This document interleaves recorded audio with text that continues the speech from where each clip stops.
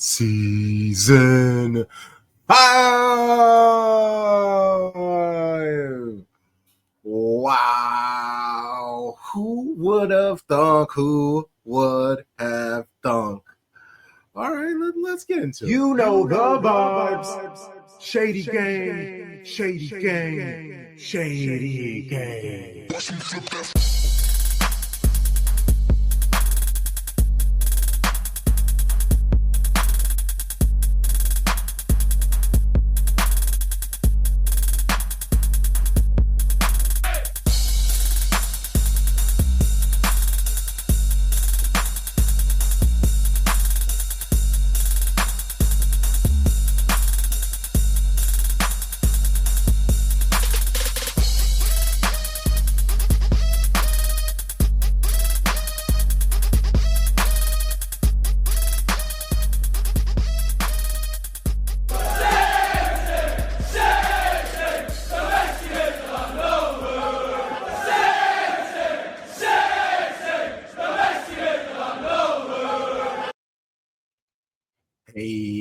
Hey, and welcome to Season 5, Episode 143 of Shades of Blue. This is culturally inappropriate. We are the most comprehensive show about Manchester City, covering both the men's and women's game, spanning both sides of the Mason-Dixon line. We making art over here, capitalize the A. I am Crunk Chocolate, and oh my God, this is so nice. I missed my show bros so much. I'm here with Tarek, Tom Bomb, Sharpie Charlie. What's up, my brothers? What's good, people? What's going Good to be on, back. fellas? Woo, new season. Happy to see y'all boys, man. We Been too back. long. Let's go. If you're watching on YouTube, like the video, hit that thumbs up, leave a comment on what you thought on the episode. Let's say you're listening on Apple Podcasts, Spotify, Good Pods, any of those streaming podcasting services. Rate 5 stars, 5 stars, 5 stars. Leave a review, say something nice there as well. Those are the best way to help this podcast that are free. You know, affordability now in this economy, it's important. But say you do want to support the podcast financially. We have a Patreon for $6 a month. You can get tons of original premium content like our match preview series, Breaking Bread, where we bring on writers, podcasts, or just plain old amazing fans of Manchester City's upcoming opponents for both City men and women. Sal of Curva Mundial joined us so he could teach us all about Palermo heading up to the friendly that is the last step before we kick off the season against Wolves. And for Wolves, we're bringing on a whole lot of Wolves on to talk about the team. And then we have our interview series, Chopping It Up, where we bring on some of the best brains in football media and culture to talk about the sport. Sharpie and I, we had a nice conversation with Jack Gahn the other day. That will be coming out. We talked about the summer, roster moves, 115. I shared the comment back when I let him know what the questions were. He was like, "Oh, tough episode." This basically it was very serious. Usually him and I just kind of like chat shit for half of the time for people who listen on our Patreon, but it's been 3 or 4 months. We had some things that we had to get handled, and then also he goes by Amaratuff on Blue Sky and Twitter. It's like a picture of a black gome if anyone watches Hunter x Hunter. He came on Talk City. It was great. Plenty more coming on. $6 a month gets you 20 plus hours of content. We have a merch store, nice gear that you can wear. Working on the next set of drops will be players.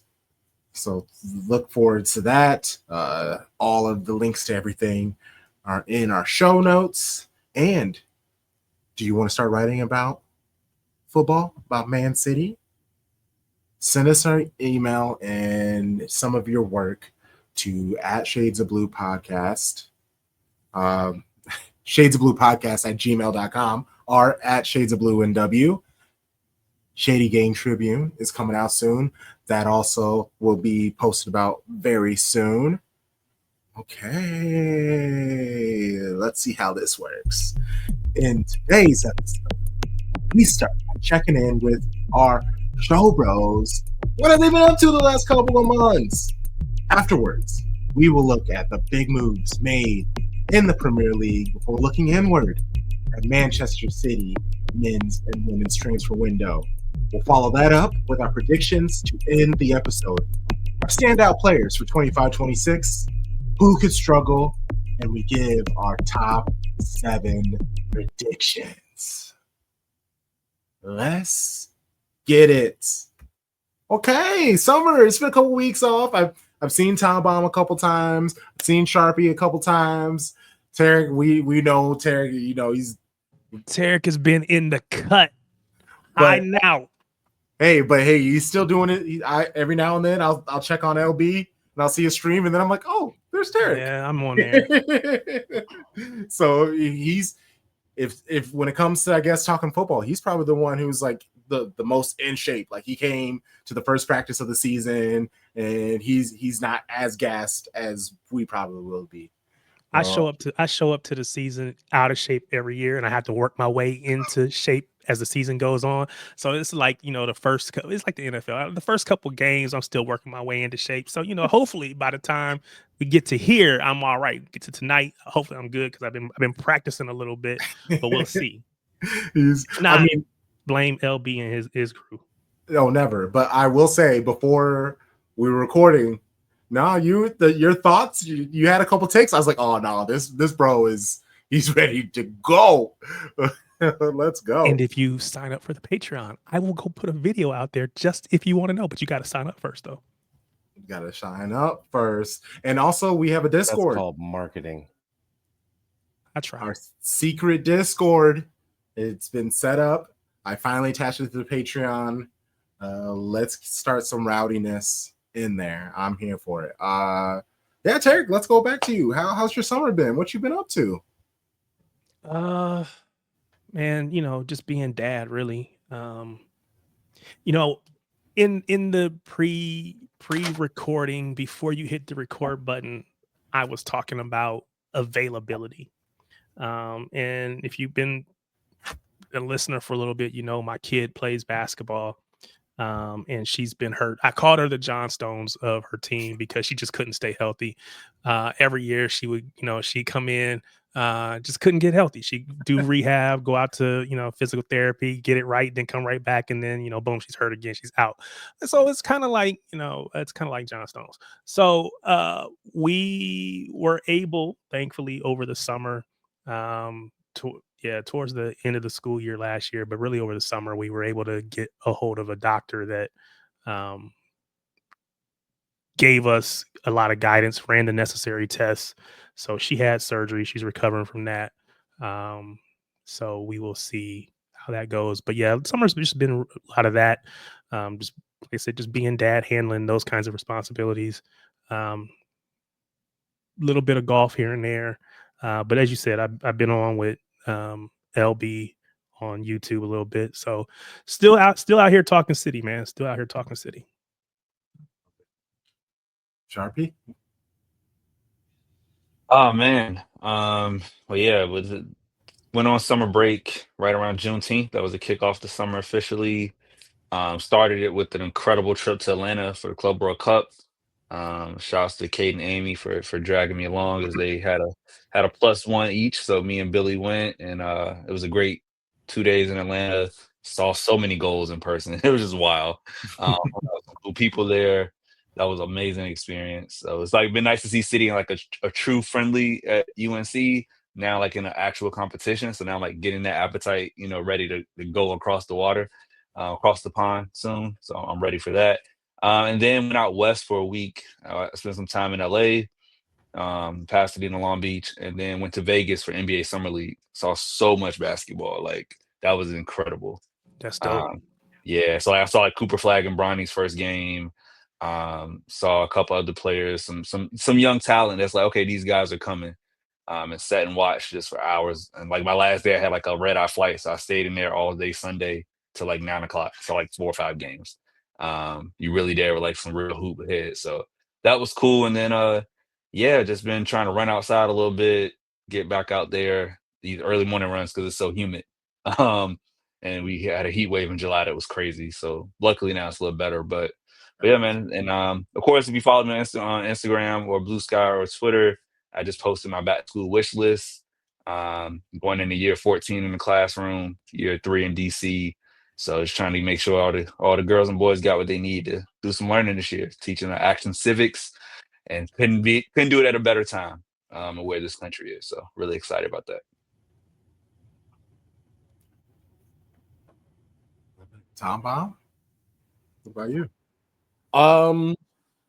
I have been living the beat reporter life a little bit. Been following a lot of Kansas City Current stuff. You can catch me doing uh, live watch along stuff from the press box on Blue Sky. Been recording. I think I am in a good recording zone.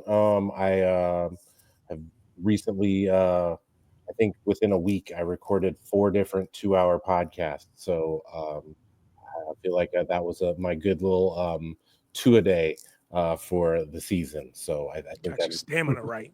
right, exactly. So been doing that. You can catch those. That was the 12 where me, Deep D, Mark, and Trev Tracy, we talked about all the transfers that had occurred up to this point in the season, in the window, for every team in and out. Then we had an NWSL crossover with Shea Butter FC, Diaspora United, and The Current Moment. You can listen to that where you find all fine podcasts. Part 1 is Shea Butter FC. Part 2 is Diaspora United. Part 3 is The Current Moment, which you can find in the Shea Butter FC feed. Big J journalist. Big J. Just capital J, 58 font. Just man, making it happen. I'm still trying to figure out a way that I can like call out of work and go to the Alley Sentinel press conference that's tomorrow. That did happen. That is Yes. a major thing that happened. Yeah. Eric's dad of the year. Crunk, what you been up to all summer, my boy? Yes. So June, I did the end of season report where I think it was like 31 episodes. It was almost all of the Premier League teams except for the ones that got relegated. Respect to those teams. I reached out to them, but they were like, "Do I have to?" Like, of course you don't have to. Like, no.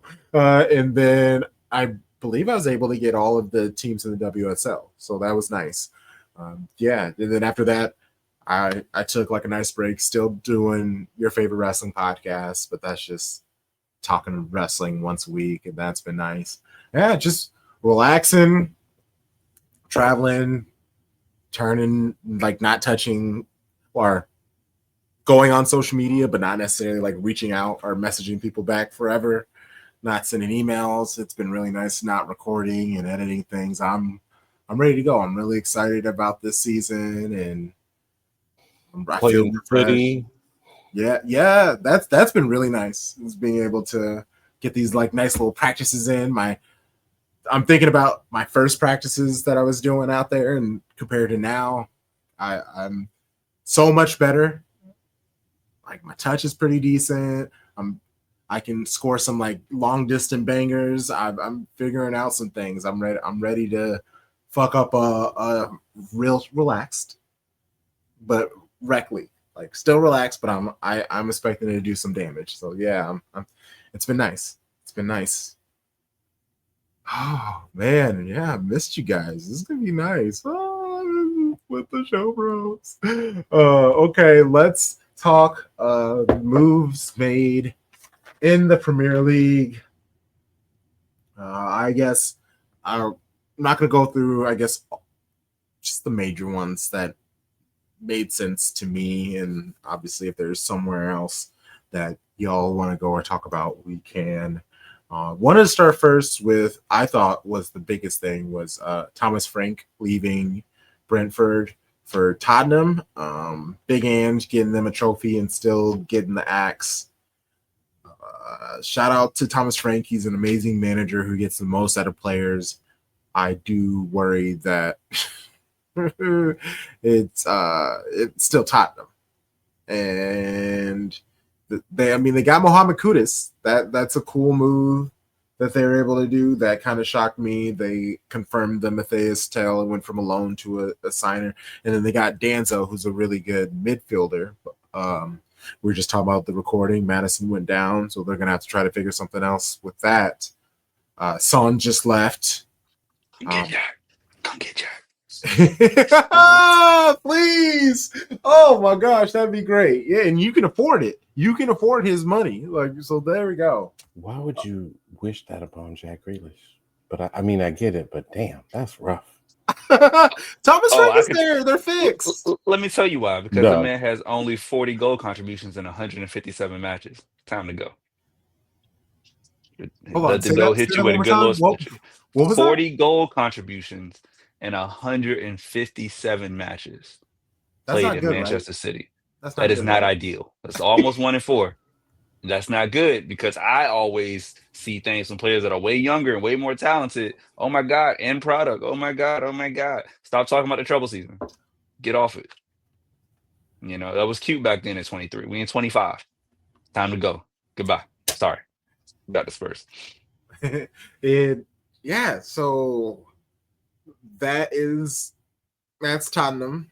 They'll still be Tottenham. Let's see. Newcastle United. Oh my God! What you so disrespectful to Tottenham Hotspur? Just calling them. It is Spurs or Tottenham Hotspurs. It is not Tottenham Spurs or Tottenham Hotspur, sir. That's the Big J journalist telling you to get it right. The Big J journalist said we got to get it right. We got to. When it comes to Tottenham, they get what they get. If his mama call him Tottenham, they should be happy that they are being discussed. Period. Hey, they won a trophy now. They won a real trophy. Okay, they're one of us. They have won a real trophy. You know, it's a trophy that Arsenal's never won. Hey, when's the last time Arsenal won a big trophy? We'll get to them later, but still, you know, hey. Newcastle are oil siblings, which have been downgraded to our cousins because this whole Alexander Isak thing. Actually, I would like to stay here because this whole Alexander Isak thing has been insane. The whole talk at first was Isak is loyal. He's going to stay down. He's going to do his thing. Or that if anybody's going to get rid or if anyone is going to get Isak away from Newcastle, 160 mil, they're going to have to pay up. Now, all of a sudden, Isak is not showing up to practices. He's not going to the preseason games. He's saying he doesn't want to go anywhere else but to Liverpool, which affects the transfer fee and everything. But Isak is locked down for 3 more seasons. I guess where are you? I mean, obviously we understand Isak. Like, obviously going to a team like Liverpool is a step up from Newcastle, respectfully. But he's really screwing them over. It's one of those things, if you want to go with City, go get your price, get everything figured out, but don't just be like, I want to go to this other team. I don't even have a price or anything, but I want to get out of here. Bye. I'm not going to show up to practice. I don't know. I guess I understand why Newcastle fans are pissed off. I mean, they're going a little crazy with some of the, like, calling him a rat and all that stuff, but I'm kind of on the fan side about this. Like, Isak's kind of being fucked up about this. Is he, Tarek? What do you think, Tarek? So this is what I think. If I am Newcastle, I say, you ain't going nowhere. I hold all the cards. At the end of the day, you say, well, you don't want an angry or upset player or whatever. That's fine. He'll get over it. You ain't going, and unless you meet what I say the valuation is, then he stays here. If you want him, pony up, whatever that number is for them. For me, it would be no less than 150. And I need at least 140 of that, not tied to any kind of incentives, bonuses. Yeah, no. That's gotta be straight cash, homie. So that's me. And again, when we were going for Harry Kane said, well, we had an agreement.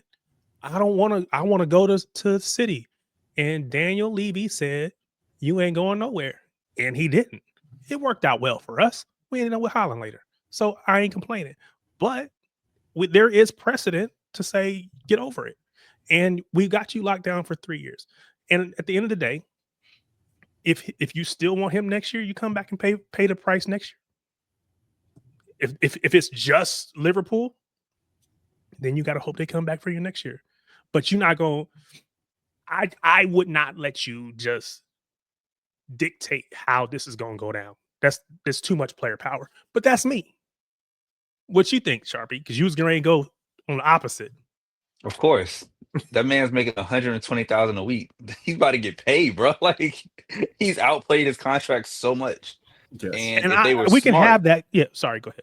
If they were smart, they would have got ahead of this and said, oh, let's tear this up right away. Season ends May 28th. We talking to you May 29th. We trying to get it. Even if it's not to extend the contract, it's to raise your wages so you can stay these next 2 years. But this is where the hierarchy of football is real, y'all. Newcastle's Newcastle. They not Liverpool. And then I love, if you follow Carl Anka, he's been talking about this and it makes sense. He's like, even if Isak doesn't go this year to Liverpool, the real thing is he could go fill in for Barcelona next year. Because Lewandowski will be out of contract. They need a young number 9 to go with Yamal and Rafinha and all those boys. So, like, he's going to go to the next level. It's just a matter of where he goes, right? Like, is it Liverpool in Premier League or is it Barca in La Liga? But he's outplayed Newcastle. They're not, in my opinion, they got to let him spread his wings and fly, man.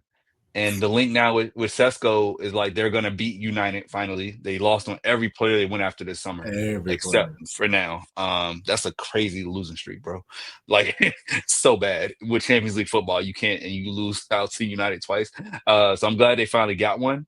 I think they wanted to get a striker in before they let him go, because there's no point in keeping an unhappy player. What is that going to do but create drama and stress? Like, already, Gordie Howe, sorry. Eddie Howe's already like, he's got to earn his way back into the first team by training with man. Let that man go to Liverpool. Let that man go. Tell them to pay then. Quit being cheap just because. Like, no, for sure. They should pay him. Yeah. But Liverpool, I think that's the issue. I don't think Liverpool has the money. Like, I don't like, or if they do, like, that might be all of the liquid cash that they have for their entire summer. I mean, they're set. Like, they're the way like they can go up to, like, they can afford another 200 mil if they want to. Like, with all the stuff they have in the coffers and the revenue, and they've been chilling. They chilled last summer, kind of like we did, right? They didn't do much. So if they want to put out, they can. But yeah. To your point, Tom, there is a difference between PSR room. You got 200, 250 million under PSR, no problem. But does that mean you have 250 just chilling that you can just go, pull out the bank and hand over? But I'm sure they can get a loan and all the other stuff. They could get the money. They're Liverpool. I'm sure they could get the money if they want to do it. But again, there's no incentive for them to pay any more than they have to. So anything that drives the price down, they're going to try to strike a hard bargain and just say at the end of the day, he doesn't want to go anywhere else but here. And I'm with you though, Charlie. If I'm Newcastle, yeah, I'm trying to hold on to you and let you go to Barcelona next year, because Newcastle, they need the money, but they don't. They need the money just for PSR reasons. They don't need the money any other reason other than that. And if I can have you go over to Spain where you're not scoring goals against me week after week, man, like, yep. And again, I genuinely think he will be upset for the first however many weeks. and then he'll get over it. He'll play. He'll be professional, and then he knows that his future is away from the club. We can make a deal. Listen, this is what the price is going to be. We can set all that stuff in motion. We can renew your contract, give you a little bit more money with the guaranteed release clause, all that kind of stuff, and you be on your way. But I don't think it's going to happen that way. I think, like Charlie said, I think he's going to go to Newcastle for whatever he goes for, and hopefully Newcastle gets enough out of it. But I think it's too far down that path. Like you said, the whole Sesko thing feels like we're going to get our replacement. So yeah. Let's just talk about United and get them over with. They spent 140 million on Mbeumo and Matheus Cunha. Like, that is such a, we know those players are talented, but going to a place like United that has been super chaotic, Amram still sounds like he's being serious. He's trying to lock things down. I'm not expecting much out of them. And you guys will get that out of my top 7 predictions when we get to later. I like Mbeumo. I like Cunha. But if those are like your star signings for Manchester United, I don't know. It's sad times there, which makes me happy. Wait. Let's think about this, right? This actually is the flip of what they did under Ten Hag, where they brought in players that were unproven from lower leagues, right? And then they flopped. Versus now, you have a manager, like it or not, you know his style. They got those players to be the 2 that play underneath a striker, right? And they have performed in the Premier League with teams that have not, had nearly as much of the ball, or have not been around, that aren't the higher quality teams. Like Cunha had double-digit goals, and so did Mbeumo, right? He took off after old boy left for Saudi. So, like, is it the best players in the world? No. But is it better than what they had? Yes. If you think about replacing the fact that they let Rashford go because he didn't fit in the system, Garnacho didn't fit in the system, Sancho didn't fit in the system. Like, by default, you have more talented players now. But do I think it like makes them like a title contender? No, but I don't think they're going to be dodging relegation this year. I'll say that much. No, that's fair. I don't have them. I have them low, but I don't have them that low. We don't need to be fair. We need to be fun. Dog them out. Why are we talking about this mid-table team? Can we move on to a different team? We sure can, and let's move on to. Let's just talk about Pool and get them over with, because we were kind of talking about them with Isaac, and they've spent the money. They have spent the money. Frimpong, Kirkez, Ekatike, Wirtz. They have. Fuck that guy. Oh man, they have. He's gonna be my new James Milner. Fuck that guy. The money spent on him, it's going to be interesting to see how he handles all of that stuff. Even Ekatike, a lot of people are kind of hot and cold with him, but it's no different than Sesko. It's no different than Gyökeres. These are players that are going to have to come into the Premier League and prove themselves.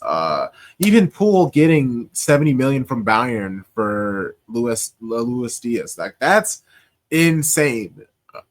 I was so frustrated when I saw that price value evaluation, because like why are people seemingly helping out Liverpool? Like, Bayern, could you not bargain?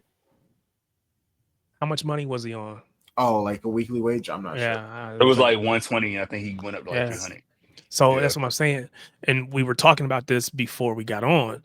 The wages that we pay and the extensions that we give to older players means it's harder for us to get rid of them. Whereas when you got a player, Luis Diaz is what, 27, 28, something like that, maybe 29. So, I mean, he's not young, but if he's only getting paid 120, it's easy for a club to come in and match that, and no problem. when you think about a But he club got a like raise, Bayern, though. He got I a would say raise when you with think his about a numbers. club like Bayern, Bayern Yeah. got big money, so now it's Yeah. easy to be like, come on over here. Bayern, they got to pay up because they're Bayern. But yeah, I there is he. Well, I mean, how much did they get? 70.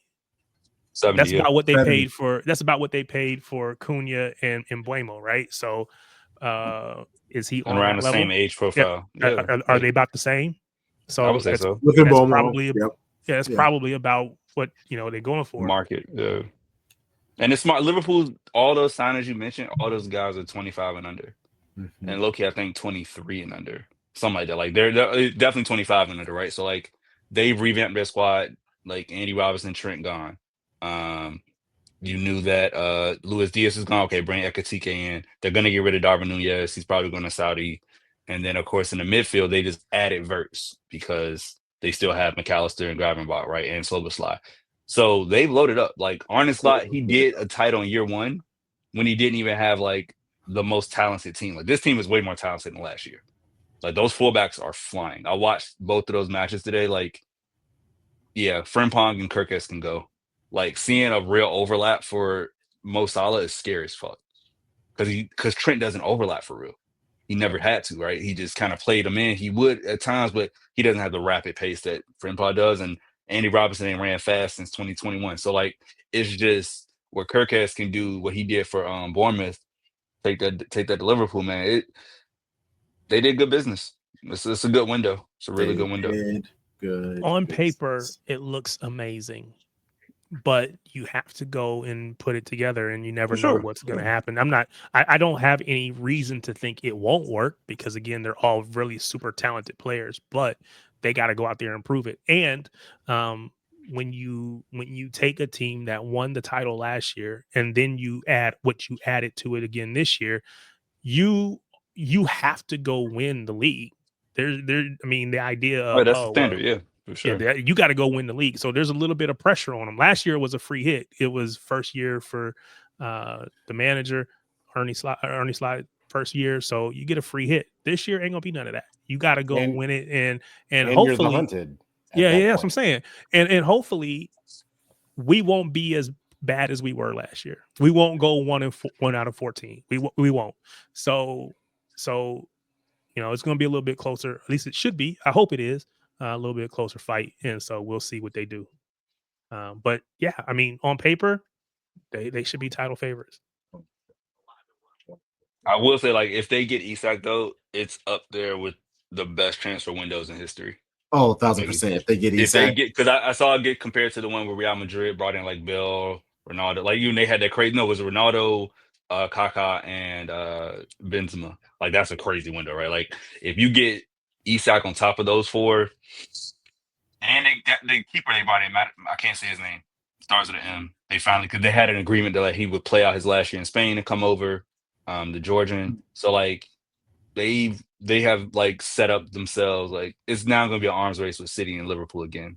Like we are back to real heritage, like early like Klopp and Pep. I love it. yeah. They are planning probably very, very well for the transition that their team is going to go through when Salah leaves, when Van Dijk leaves. Because again, what did they just get, a 2-year extension? Mhm. Was it a 2-year Mhm. extension? So Both the they right already two, yeah. know. Yeah. So in 2 years, they're both going to be gone. So what do? They trying to put everything in place so that there's no dip in form. You just keep going from strength to strength. So we'll see.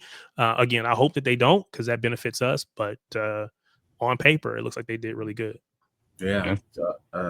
Chelsea with some moves of their own. João Pedro, Jamie Gittins, Liam Delap, Esteval, Esiago. Like, yeah, they a bunch of more younger players who came in and are going to do their thing. I hate it. We know Liam Delap is a baller. We know João Pedro is a baller. These are players who can kind of come in and they are upgrades for Jackson. They are upgrades for the people who are up there, up top, doing their thing. And yeah, just adding on to Neto and Cole Palmer. their attack is going to be strong. And what basically, do they have the mentality to stay? Well, and they didn't have the mentality last year, and they still ended up where they were last year. So like they've done the right things. They've upgraded. They're consistent manager. We saw what they did at PSG. They're going to be the team. Yeah, there we go. Chelsea, any thoughts on them? Or move on to Arsenal? They People add laugh at so me when I say many they're really good. players. Yeah. Yeah. They just added so many players, which is the same thing they did last year. I think last year I said they would get like top 4 or something like that, but same reason I said that last year, I'll say it again. I think they're going to do decent this year because you bring in so many players. At some point, one of them has to hit. Multiples of them have to hit, right? And then when they do, you start figuring out, okay, now we got that piece. Then you shuffle the deck again, get rid of a bunch of players, bring in a bunch of new ones. Okay, can you find 2 or 3 pieces that you can keep? And then you just keep shuffling players in and out. And they've gotten good money for it too. So I think at some point they have to be better. And again, they were pushing for top 4 last season. They'll be pushing for it again, I think. So we'll see. Yeah. Once they got Cole Palmer to hit, everything else could fall into place. Because he's the guy, and now everybody else can build around him. And like they're back to front, like they're solid. Like they have a squad that's deep. They are used to playing the extra matches, right? They won't be able to rotate a full 11 like they did last year when they played in Conference League. But to go from, like they said, like to go from going to Conference League and winning that, you had to be 7th the year before. Now you get the top 4. So like their project is progressing. And credit to the manager, right? Came from City, did his time at Leicester. He's got them playing his ball now. And like we can't understate how much better Delap and João Pedro especially are than Nicholas Jackson. Like if Nicholas Jackson actually could finish, they probably would have won second last year. He's just really bad at finishing. He does everything else pretty well, but he can't finish. So now you got 2 real strikers in addition to, you drop Noni Wedeweckwe, you drop Sancho. Okay, well we got Pedro Neto, we got the other guys you mentioned coming in on the wing. Like they're gonna be it's scary times out here. Like they're gonna it's a fearsome foursome. Like we'll talk about the last team now, which I know you hate, Crump, but the top 4 is solid for sure. And we have some good friends who are Chelsea fans, and I want them happy, but this team annoys me. Arsenal, speaking of teams that annoy me, they brought in Zubimendi, Gyökeres, Madueke, even Kepa. They brought him in as a backup keeper. Christian Norgard from Brentford. Oh, that was the move that they did, and I was like, well, that's actually a really good one because he's just a solid player. He kind of comes in, he does his job. Zubimendi, obviously tied with City. So many City people were really hoping that they were going to bring him in, but he chose Arsenal, apparently. Gyökeres, I have no idea what he's going to be. We've seen him destroy Man City personally, but then I've seen moments of him where he looks a hot damn mess. He looks like he could just be younger Kai Havertz. Like, it's the same possibility. Like, he's physically great. He's got some speed to him, but sometimes that ball, when it gets near his foot, kind of loses all momentum, confidence. Like, yeah, it should go well because he is an actual striker, but also if it doesn't go well, I'm not shocked because in the end, it is Arsenal, Bobblers. How do you feel about Arsenal? Arsenal's window. Their window for continuing to win second place in the Premier League, just wide open, wide the fuck open. I like it. No, I like it. Like, honestly, yeah. And there's only so much we can take with Arsenal after they've done what they've done. At least like Chelsea, they won the Club World Cup. they've done their thing. You can at least see something out of them. Tottenham, they won a trophy last season. So you're like, all right, cool. We know they're gonna step up. United can't do any worse than they did last season. So there's a step up. Now, how far is that step up? We don't know. Why are you saying such positive things about United? I'm not understanding. Like, they could. I said they won't be 17th. That's not really positive. Maybe they'll be 20th. Who knows? Correct. Hey, oh my gosh, I would love that. Let's send them down to the championship. That would be great. Okay, cool. All right, well let's just pivot and let's focus in more. Let's look at City. I figure we'd talk City women.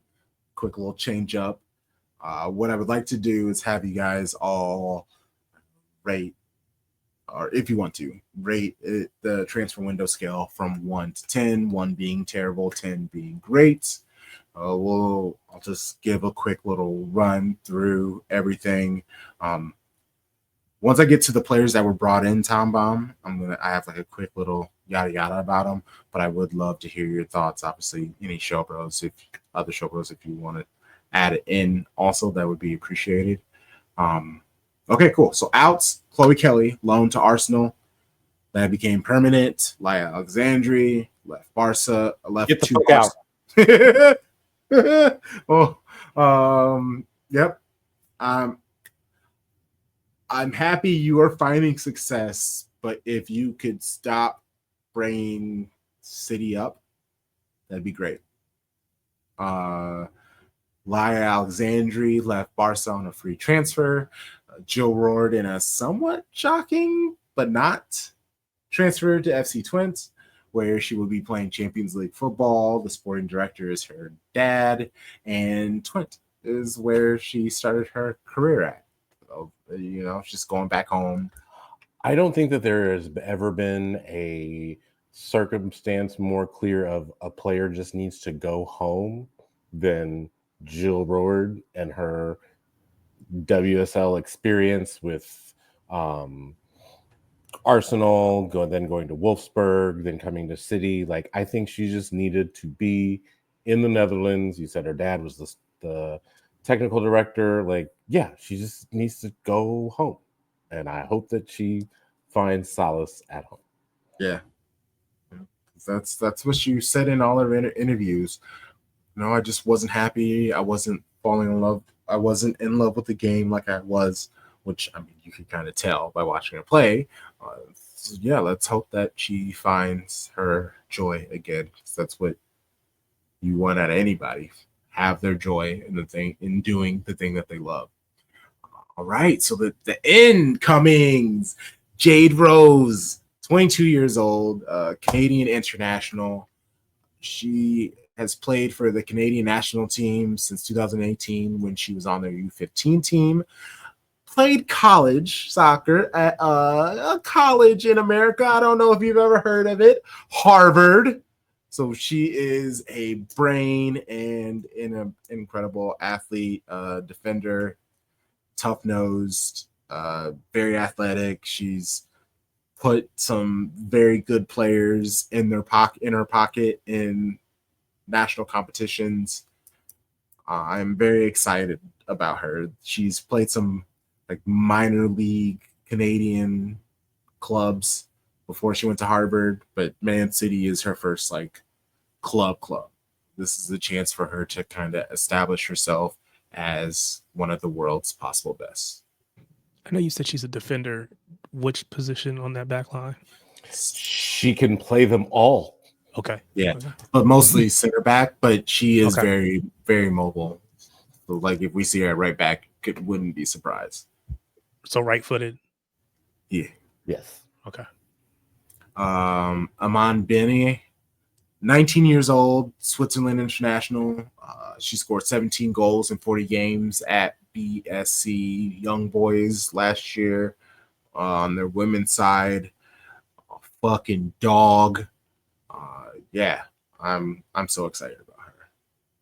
She bought out at Euros Yes. for Switzerland. Yes, Like, she did. up and down that wing, giving people hell. I was like, oh, that comes to City? Yes. Oh my God, thank Yes. you. Can't Mhm. wait. Mhm. Can't wait. Yeah, and she plays a right wing back for the national team, but it's more like an attack focused right wing back. But at BSC, she was a striker. So she can play defensively, but her best is as a striker, as a right wing, just somewhere up top. But also, if pinch comes, she can play in a defensive position. They do list her on the website as a forward, so Yep. that's Yep. obviously how they see her. Mm-hmm. But I mean that there are a lot of players who are forwards for the club teams and their national teams for some reason make them defenders. You know, pace and power. Sydney Lohman, fucking German legend. She's played for Bayern since 2016 with their Bayern 2 team. German international with 42 caps. She is similar to when Miedema joined us. She's kind of been dealing with injuries on and off the pitch. But when she is on, when she's playing, she is undoubtedly an incredible player. She's going to be great. She'll be playing, in theory, next to Yui when she starts.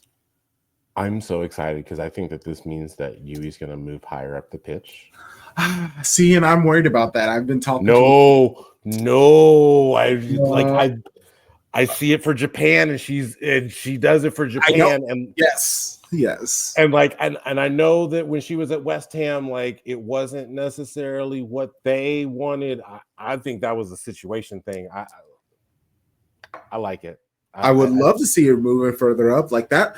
That was one of the few things that we saw out of Nick Cushing that I liked was Yui was getting further up. She was taking free kicks.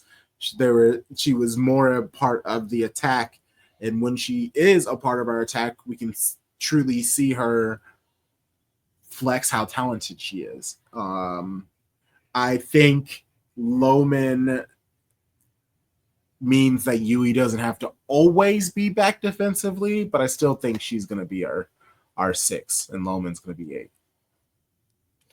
I think no matter what, this gives great cover for the Asian Cup in March, because not only is Yui going to be gone, but most likely Amu's probably going to be gone as well. Mm-hmm. So you will want a 6 to play the 6. Yeah. And speaking of it, I'm going to put Riza Sumiju in this because as an honorable mention because of her injury, basically right after City signed her last year, we weren't able to see her play for City. 80 caps for the Japanese national team. She played 2 seasons at West Ham before joining City. She's familiar with the league, incredibly talented. Very excited for her to be playing. Are you just trying to let Daniel live with that Japanchester City joke? I'm trying to help where I can. So Tom, I guess what are your ratings for this transfer window? How happy with it are you? I mean, it's not closed yet, but from what we have gotten in, I'm gonna say okay, I'll put this at 7.5. 8. That's fair. Because I think we definitely needed to make sure that we had a top flight center back. I think that we have seen that there are center backs on our roster, but that are not that center back. No one's going to be Naomi Girma, but also you can't function without having that top level, top high end ceiling that Jade Rose has. And I think that it was apparent that we needed that. Even with Canuck playing as well as she did, she was hurt for a good part of the season too. So they, as long as this means that I don't have to see Gracie Pryor on the pitch anymore, like that makes me happy. So, and I think to me, I think Lohman's ability to be on the pitch is going to just change so many things, like about what you can do with your midfield, like whether you want to be in a double, like do you want to have Yui and Lohman sit in a double pivot and just give whoever the 10 is like that attacking free reign? Do you want to have Yui push up higher? Do you want to have Lohman be the one that push up higher? So I think it just gives Jeglerts all kinds of options and flexibility in the midfield. Oh, go ahead, sir. No, I was saying you go ahead. Okay, I'm gonna give our transfer window an incomplete. It all looks good, it sounds good, but I will be very critical because the criticism that we gave to the men's Premier League clubs, you could easily give to ours because we haven't signed like superstars, right? We've signed some young people. We signed some people that, okay, Loma's got some experience, but like Jay Rose, unproven mainly. Iman Benny, unproven at the highest level. Do I think they have potential? Of course, like love the talent. But I also feel like, correct me if I'm wrong, Tom, is Layla Wahhabi still our left back? Theoretically, no, because Risa Shimizu should be. So she's supposed to be unproven, unseen, coming back off injury, point proven. And the biggest thing is Bunny doesn't have a contract. Like I was so irritated when I saw Coombs' contract today. I was like, this shit don't mean nothing to me. Like her old ass, like, what are we doing? Like, okay, that's cute. Like, if it ain't 21 getting a new contract, what are we talking about here? Like, don't put that up and just play in my face. You mean number 9? I was gonna say, Is it official? It is official. Oh shit, number 9. So with that 9, she needs a 9-figure deal. Like let's pay up. Let's pay up and let's get things popping because like you cannot lose Bunny the same way the other clubs have lost their star. Like we can't be out here looking like Liverpool when they lost Trent Alexander and people hurt when or we know looking what's like coming. Liverpool when they lost Olivia Smith. Precisely on the women's side. Yeah, it's a Liverpool thing, I guess. But yeah, don't be Liverpool. So that's all. I will give it a solid 8 if Bunny gets a new deal before the window ends. But for me, it's a 6 if she doesn't get a new deal because she's the most important person at Manchester City Football Club for the women. So I have been disconnected, but I was gonna ask something similar to what Sharpie said. Was you mentioned and had really good positive things to say about Jade Rose, young defender coming right out of college, coming over to City.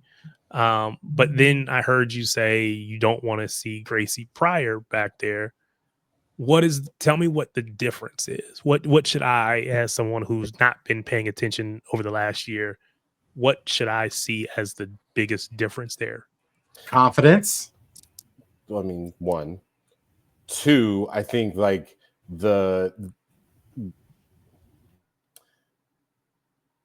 there's like a level of physical traits that Jade Rose, like I get that Gracie Pryor's only 19, but she's think Jade is like there's like a year. One's like a year. I think Jade Rose is like a year older. Right. So I think that like she's probably going to has pretty much stopped growing. Like she might get physically stronger, but she's not going to get any like taller. So Jade Rose is bigger, already stronger. And there were times that Gracie Pryor made a read of the game, and I was like, why aren't you stepping here? Or why are you stepping here? And then she just wouldn't, I don't know. It was like an understanding of the game that she didn't have, whereas when I've seen Jade Rose play with Canada, like admittedly, I'm not breaking down Harvard University soccer tape, but when I've seen her play with Canada, she's always been like confident and knows where knows when to step, when not to step, which way. She's never like lost a runner. Like there were several times like Gracie Pryor just kind of lost a runner in space, and like they ghosted her like far post and like tapped in the goal. You might have given me the answer that I need, even without realizing you did it. Jade Rose is a Canadian international playing for her national team. Is Gracie Pryor playing for England? She's on the U18s. Yeah, see, that might be the biggest difference. She's playing at the national team level against grown women from the best women of all the different countries versus still playing in that U18, whatever. So maybe that's okay. Fair enough.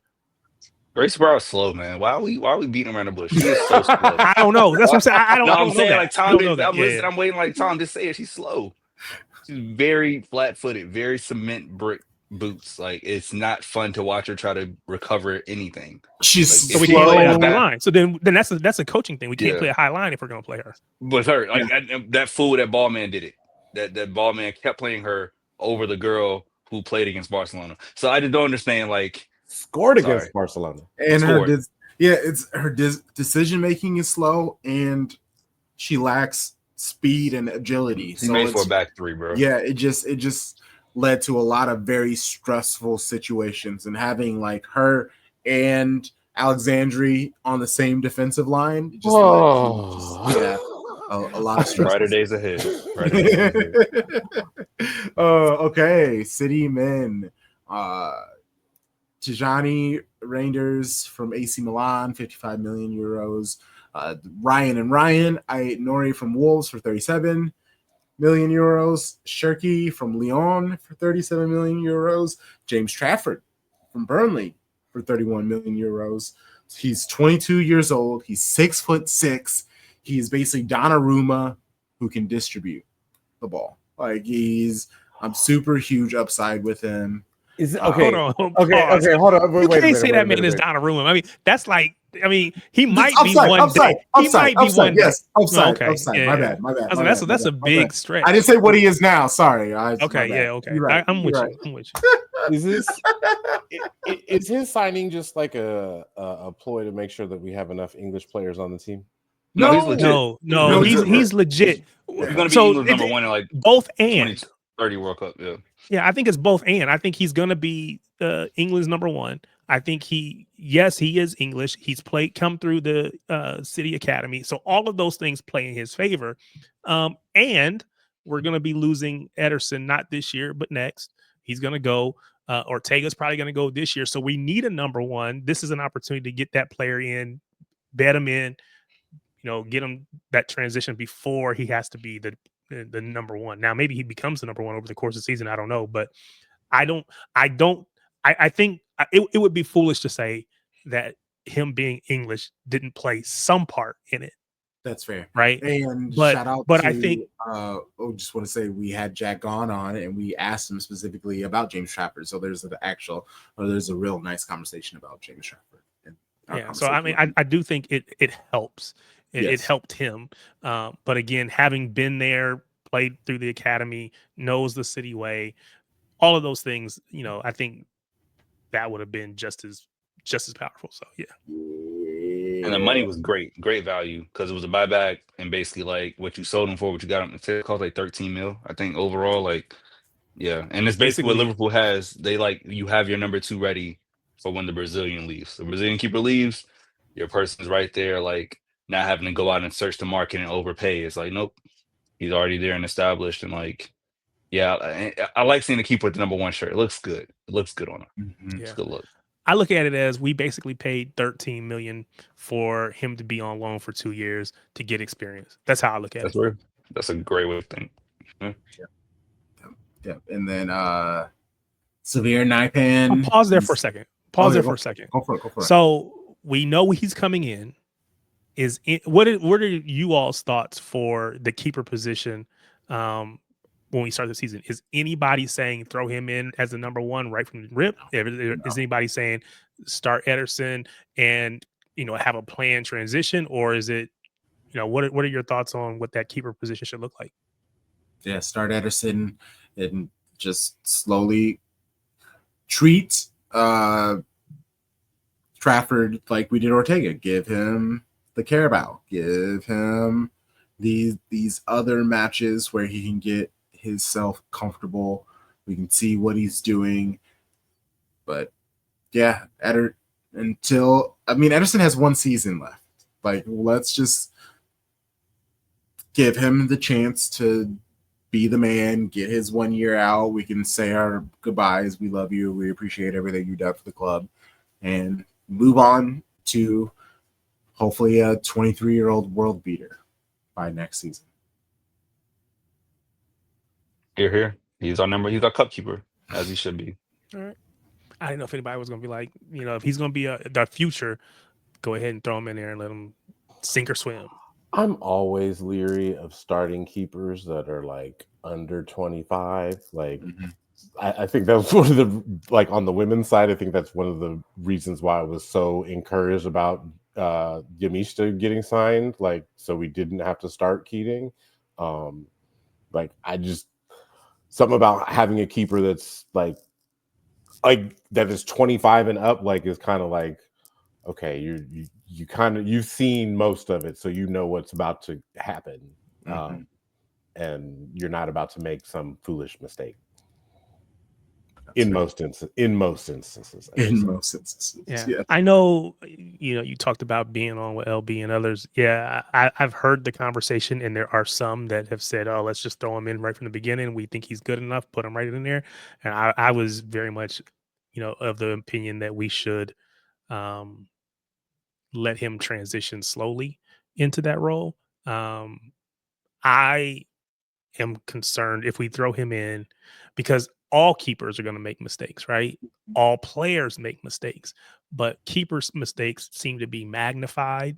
We, not the four of us, but we as a fan base have destroyed Ederson these last couple seasons. We have completely, just come at his neck the entire last two seasons.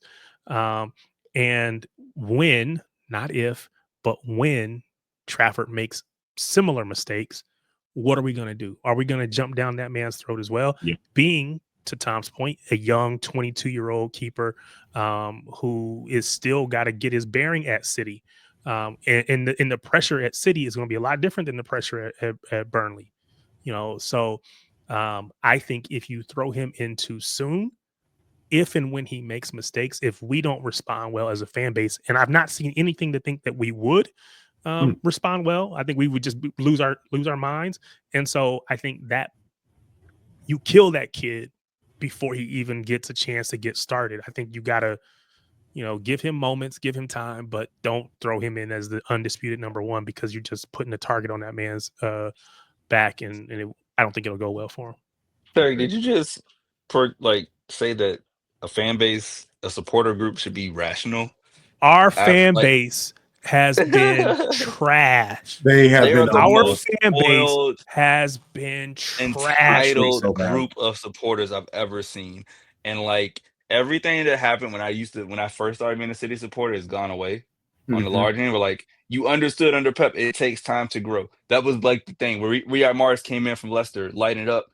It takes time to bet in. You get Bernardo Silva didn't start right away. It takes time. You learn from David Silva. Like, everybody was given time, and now after a year, they're like, Savinho, what has he done?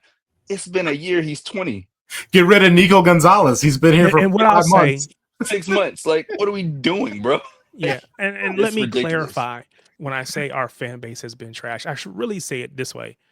Our online social media for sure, talking fan base, many of them have been, most of them, a lot of them have been trash. It's not everybody. It's probably a minority, but it's a very, very, very vocal minority. And it feels like everywhere you turn, you got some supposed and alleged, I don't know, City supporter that's dogging out the players, coming for Pep, coming for, like you said, Nico G, who ain't even halfway played, but we got issues with him. We got issues with everything that the club is doing.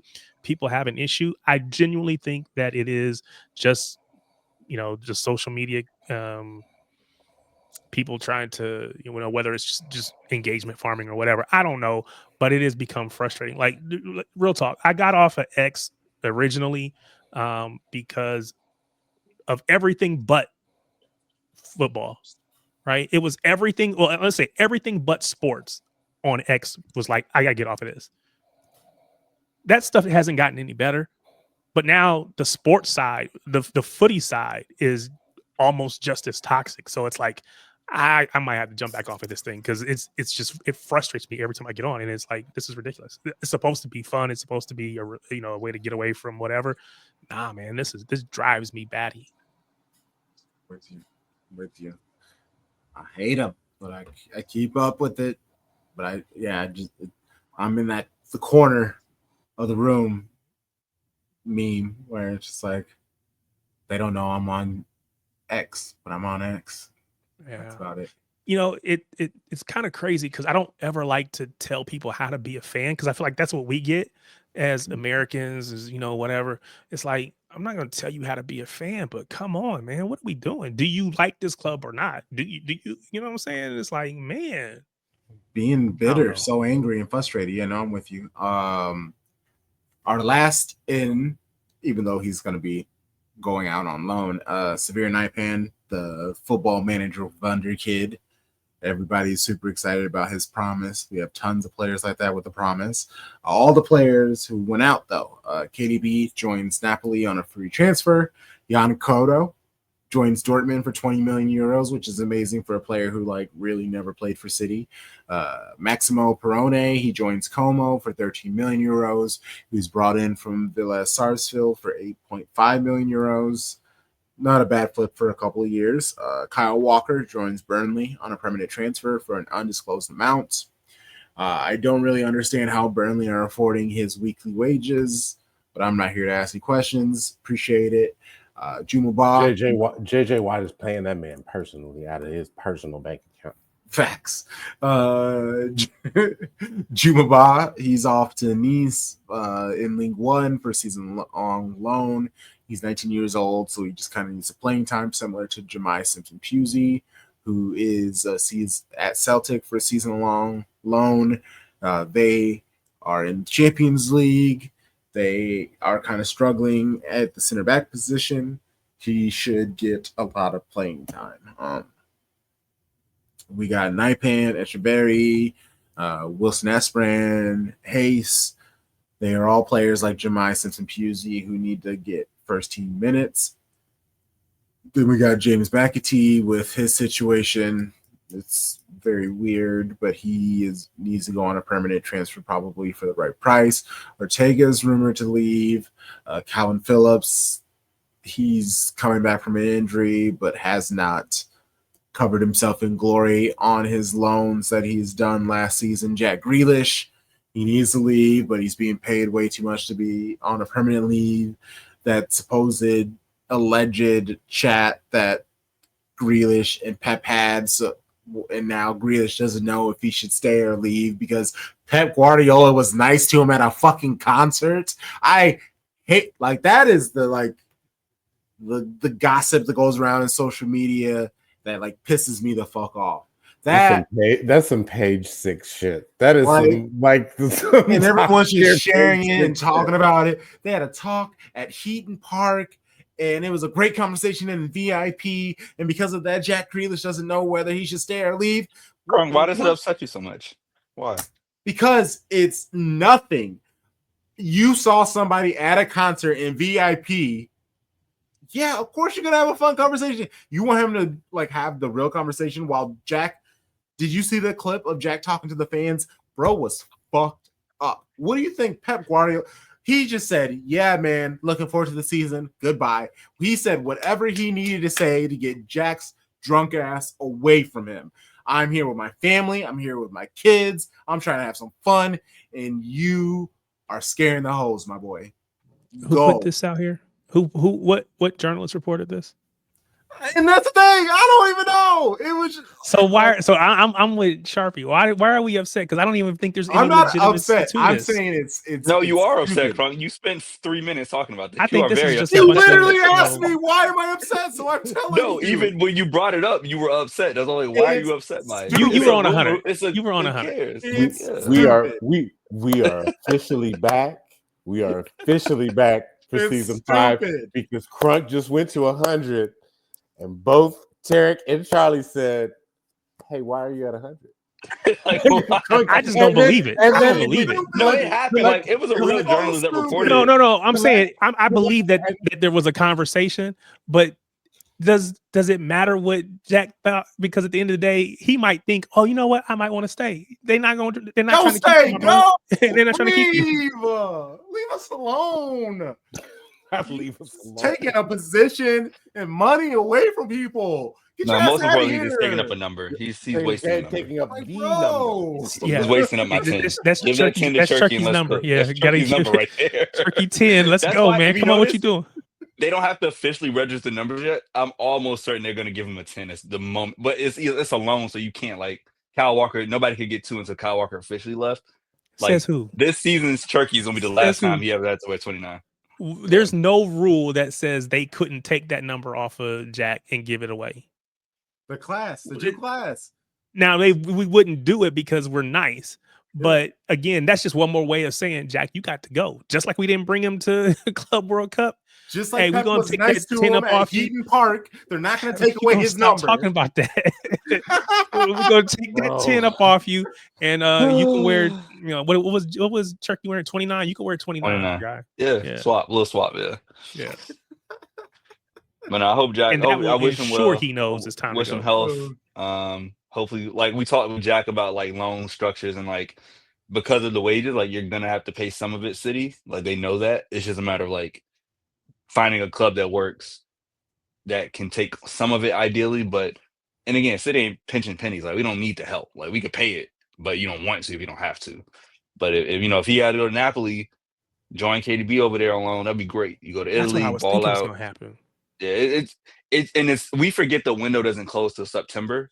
Like we want it to be done now, like before the season, because the season starts August 16th. But it's like, no, you still have 2.5 weeks after the season starts to make things happen. So think about how late we got a Kanji done, right? Like last week, August. So he'll be out.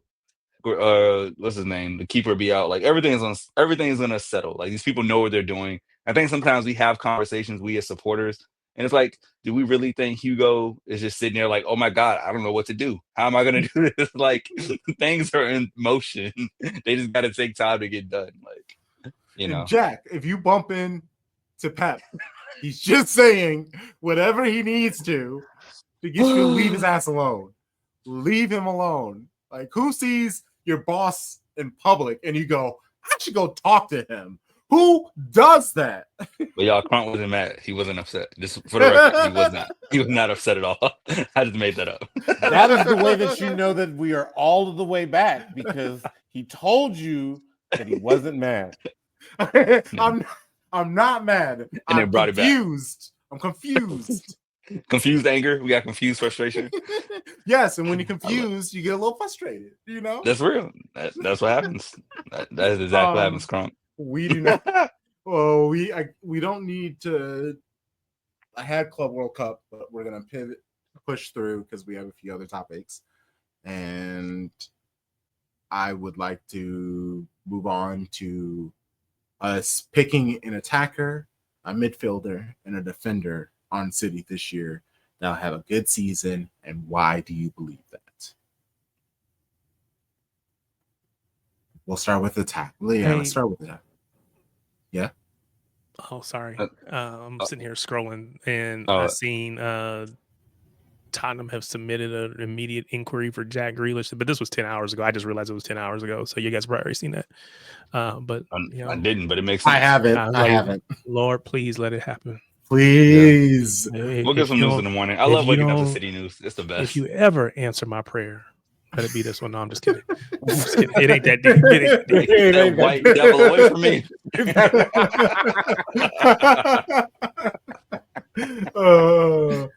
Be gone, white man. Be gone. Go to London. Attacker. Jeremy Doku. This is his breakout season. He has the left back he needs. He definitely balled out at Club World Cup. You saw what can happen when somebody can give him space to operate. Who knew? And he has the natural ability. He's the best top 3 dribbler in the world. The end product will come with more time and more consistent playing. Like I think that's the thing. Like, let this man just be the left winger. Like, he's very much like Raheem Sterling. Me, like, the more he plays, the better he will be. So I got Jeremy Doku giving out double-digit goals, and double-digit assists in the Premier League. And I will just follow up immediately. So are we with going Zach. around attackers? Everybody doing Yeah. their attacker, and then we okay. Yeah. Yep. And I'll just go because I had Doku as well. You should step up, and the failures that he had last season was because he was the brunt of the attack. Like, they had no idea what to do. Just hit it out to Doku, and he will figure something out. There weren't players crashing the box. There wasn't much support. Now we have these other players in the midfield who also want to participate in the attack, who also will want to be getting their goal contributions. He won't have to do like every single. There were games where every single time for a good 10 minutes, whenever City would have the ball, they just hit it left to Doku and let him do his thing. Immediately get the ball, hit it over to Doku, hit it over to Doku, hit it over to Doku. That's a lot of pressure on a player who isn't getting consistent play. Other players step up, do their thing. He should be able to excel and shine. Hopefully shut people up about finishing product. Yes. What you got, Terry? Tom. Oh, Tom?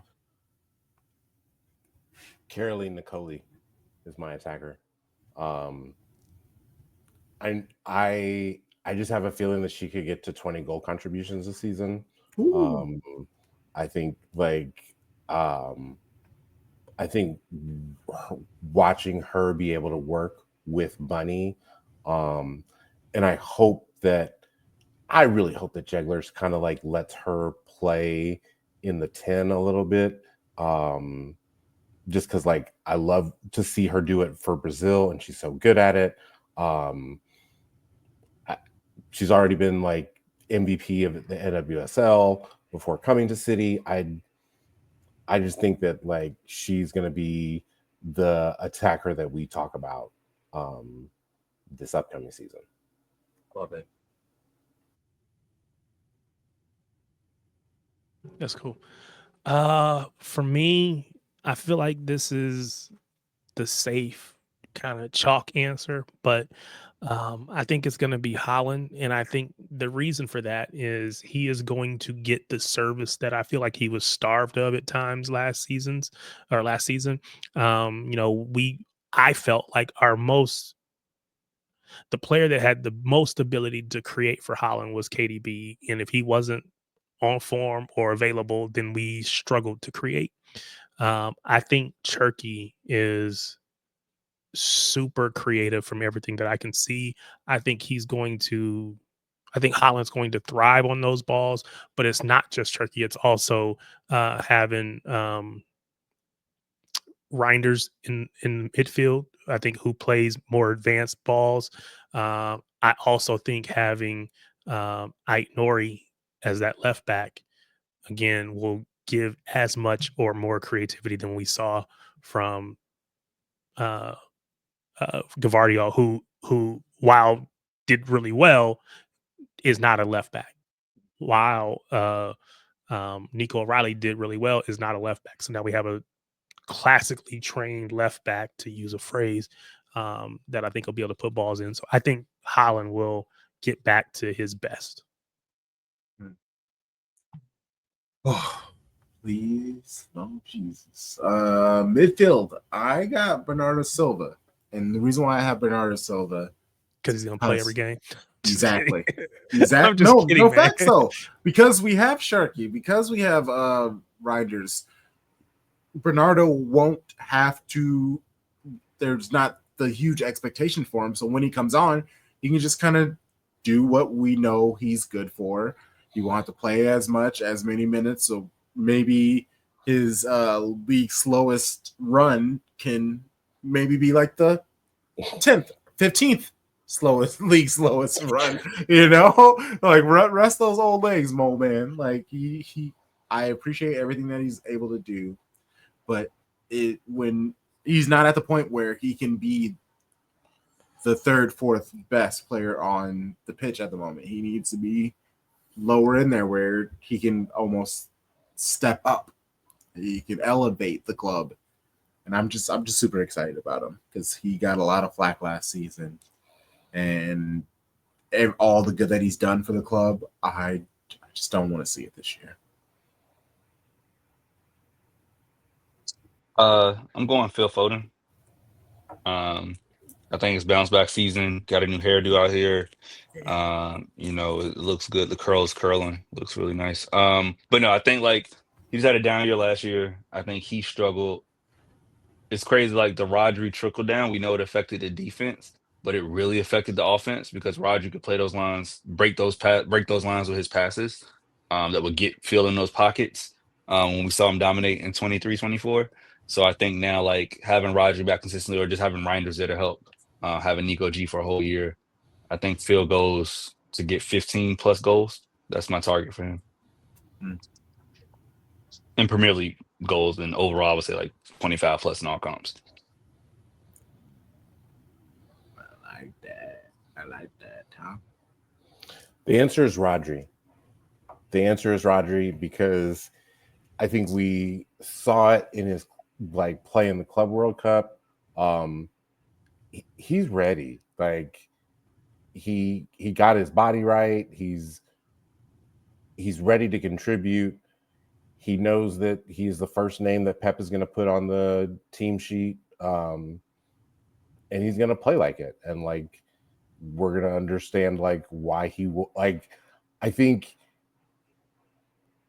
him not being able to like play after his Ballon d'Or winning season, like I think that meant that hurt him a lot, and I think that he's going to prove like this wasn't a fluke. Like I truly was the best player in the world for that season, and I continue to be one of the best at my position in the entire world. And I think that he's going to prove that this season.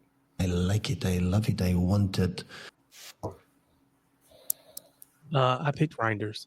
He's got the legs that the quote unquote unks didn't have. He's gonna play. He's shown that he's willing to play a ball forward, unlike some of our other players in midfield who like to pass back. Now maybe he'll fall in line. I don't know, but as of right now, he's willing to play those forward line breaking balls.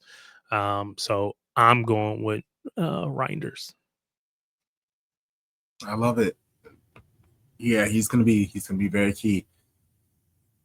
All right, defender. I got Ederson. I just want him to have a amazing final season, help City lift a trophy one last time before he gets out of here. I don't care what trophy it is. It can be Champions League, it can be the FA Cup, it can be Carabao, it can be Premier League. I don't care. I need some joy that is because of Ederson. Please and thank you. Tama? Yeah, I'll hop in real quick. I'm gonna go full season. Mateus Nunes at right back. Oh. We saw what he did in the spring. We do not qualify for Champions League without him. That game-winning goal, game-winning assist back-to-back was crazy. Consistent 7+ performances across the board in the last 10 matches. He's actually now had a whole offseason to learn the position, to train in this position. He's not just thrown into the fire. All the physical capability you want in a right back who can get up and cross, as well as keep pace with people behind him. I think Mateus Nunes has a great year. I wouldn't be surprised if Fatma rating was like a 7-2 at the end of the season. He's just going to be a constant 7 out of 10. Let's go. Risa Shimizu is my defender. I think that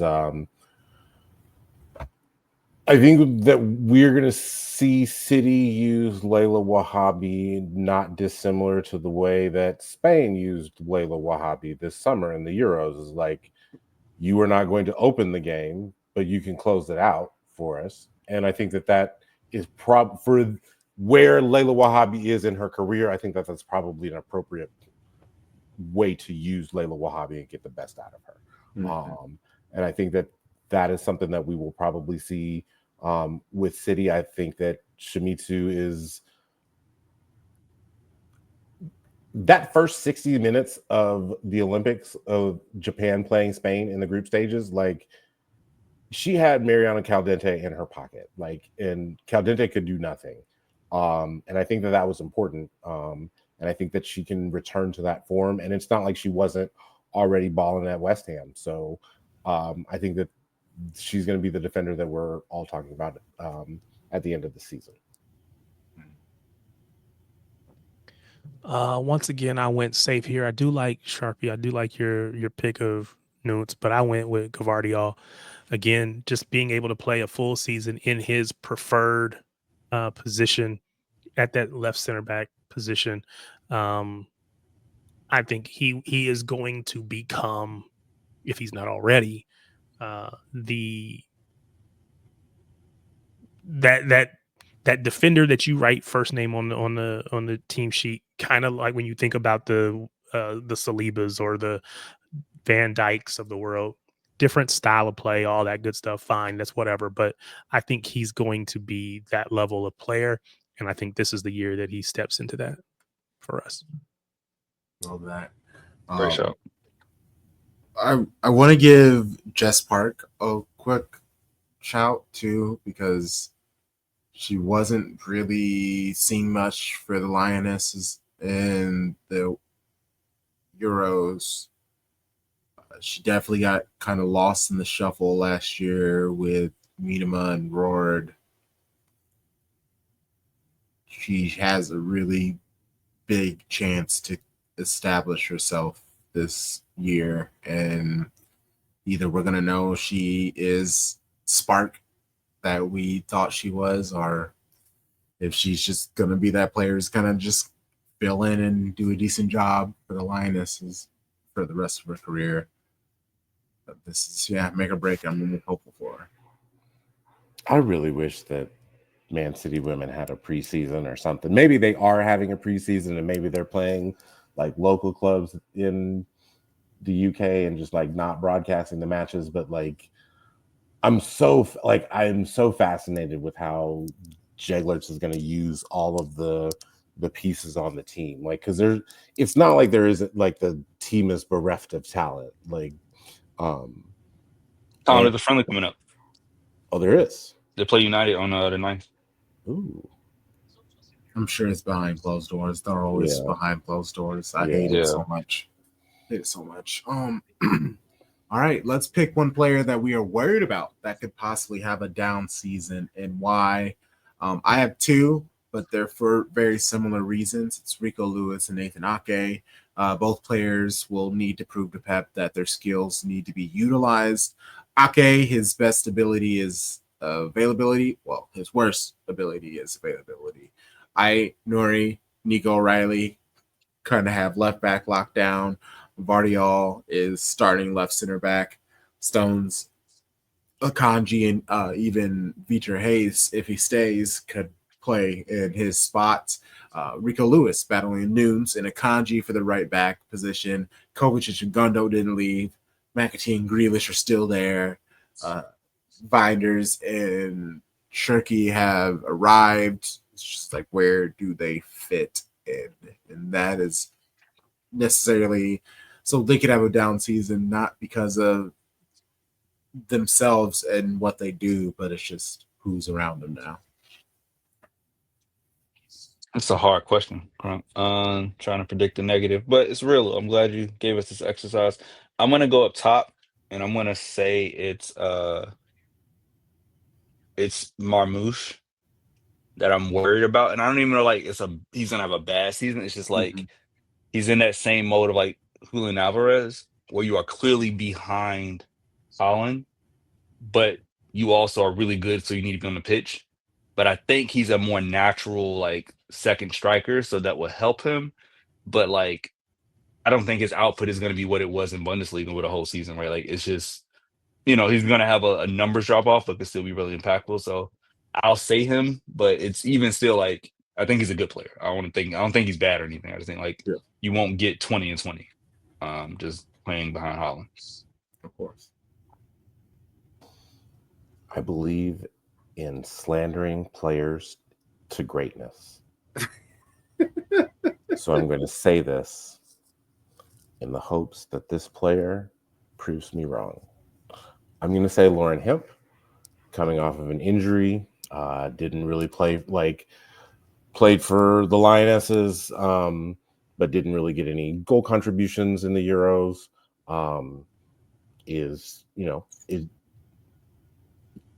Can she be more effective than Johanna Ridding-Kettered, and who's just like someone who moves the ball rapidly up and down the flank, but doesn't necessarily give any balls that are shots on goal, like goals or targets bunny in the box, giving her assist, giving her good service. Are you going to be able to fit in with a new coach who doesn't necessarily know how to use your skill set best? So I'm going, again, that's going to be my player, but I'm hoping that it backfires and I still win. I really hope he inverts her. Please invert her and let Carolyn be on the left.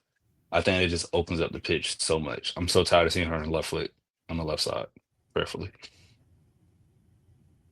That's fair. For me, I'm just gonna say our wingers. So, and in that, I'm thinking Doku, Savio, Oscar Bob. I think that group as a whole, but someone within that group will struggle because I just don't know if there's going to be enough minutes for these people to play consistently to be able to actually have a for real impact on the pitch. Bernardo Silva is going to be our captain. I think he's going to play some out on the right. And so that limits where they can play. So if Bernardo Silva is taking right wing minutes because you got Cherky, Foden, Reinders, and Rodri in the middle, then again that just takes away from the Dokus, the Bobs, the Savios, especially if you have Marmouche out on the left. So I just don't know, not anything talent wise. Somebody's going to miss out on minutes, and they're just not going to get enough time to play. And it's going to be one of those three, in my opinion. So I'm on one hand, I think Oscar Bob is super talented, but the fact that he didn't get a chance to play last year, I think set him back. And again, without seeing training, you don't know if he's doing enough to surpass Savio or Oscar Bob, who, while maybe people didn't think they had the best of seasons G&A wise, I think that they still, there was an impact there. And I think he's going to have a ways to go to be able to get consistent minutes in this team. That's not like just the random cup games, that kind of throwaway stuff. So out of that three, one or more of them will struggle, in my opinion. And not even struggle, but be disappointing. Yeah.